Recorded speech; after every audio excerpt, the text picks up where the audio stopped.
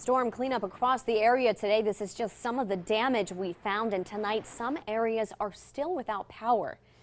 We just checked in with First Energy, and there's still hundreds of people without service in Mahoning, Trumbull, and Mercer counties. Wow, cleaning up from the windstorm's been difficult in some places. Today I found people doing that work and others who'd been waiting in the dark for 24 hours. Dale Elder and Brent Baker are heroes to a Canfield neighborhood. They closed in the hydraulic reclosers at the top of a pole. It's the technical way of simply flipping the switch back on to restore the power.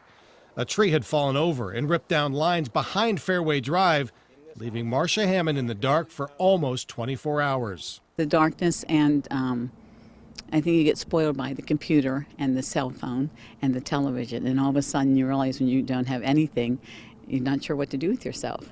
Rich Sari had no luck yesterday. The power was knocked out where he was in Pennsylvania, so he came back to Ohio and the power was out here too. And he was walking through the neighborhood today trying to ask the Ohio Edison workers when it was going to come back on. I was going to try to find somebody and see if they knew anything, because I don't know when to start throwing food out. That seems to be the popular question around here.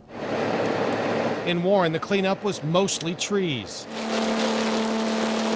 Bronze Tree Service was chewing up mainly pine trees, which were easily tipped over by strong winds between 50 and 70 miles per hour. It's a lot easier to clean up when they're down than when they're up, so it's just trying to bust out as many as we can today.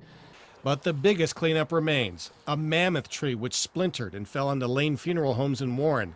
It's just too big and too heavy to remove by hand. Dave Nahr was working to line up a crane to come in and remove the limb so that the holes in the roof could be covered before the storm hits. And that's the human element of this, is getting this tree down safely. It doesn't look like much. It looks like you could just go and cut it, but it's not that easy. It's a massive tree, and there's very dangerous up on that roof right now.